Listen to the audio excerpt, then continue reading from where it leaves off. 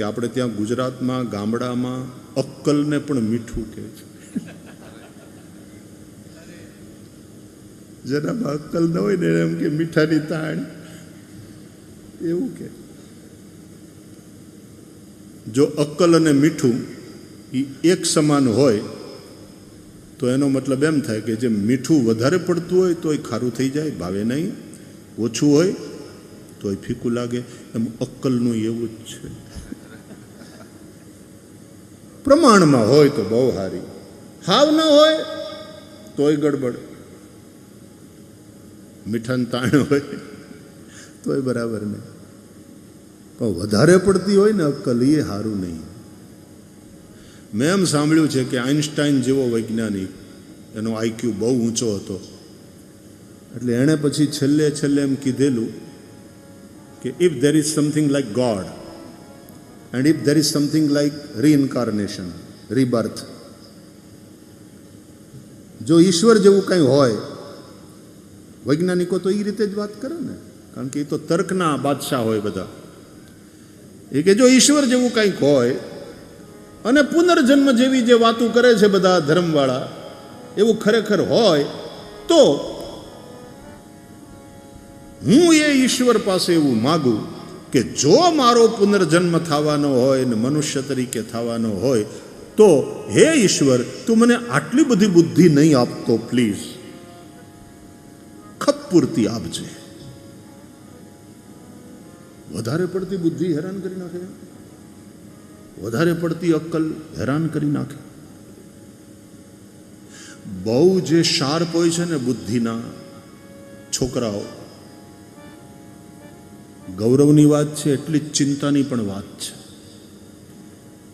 એ એટલું બધું વધારે પડતું વિચારે કે ઈવડા ડિપ્રેશનના ભોગ જલ્દી બને છે. It is very unfortunate but fact છે. વધારે પડતા શાર્પ હોય બુદ્ધિથી.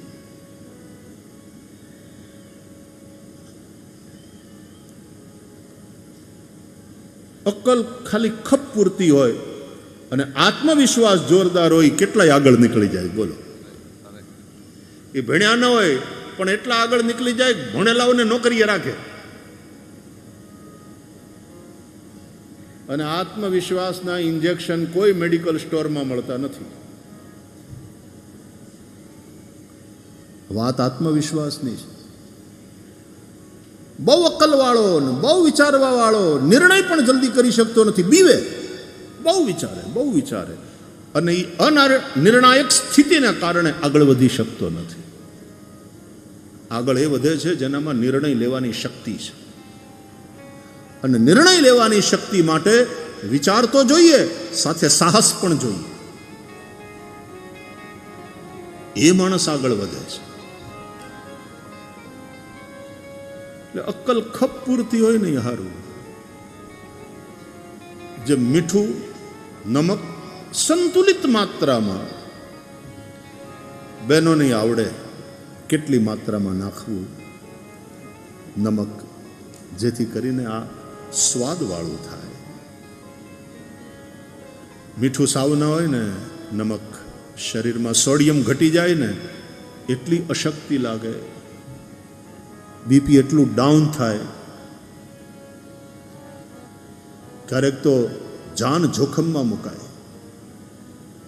તો શરીરમાં પણ સોડિયમનું પ્રમાણ જળવાવું જોઈએ. દરિયાના પાણીમાં નમક છે, આપણા શરીરમાં પાણી છે. અધિકાંશ આપણું શરીર પાણીનું બનેલું છે અને એમાંય સોલ્ટ છે. આમાં સોલ્ટ છે, સોડિયમ છે. નમક માત્રામાં હોવું જોઈએ. તો આમ છે ખારું, પણ આપણે એને નમક કહીએ, મીઠું કહીએ.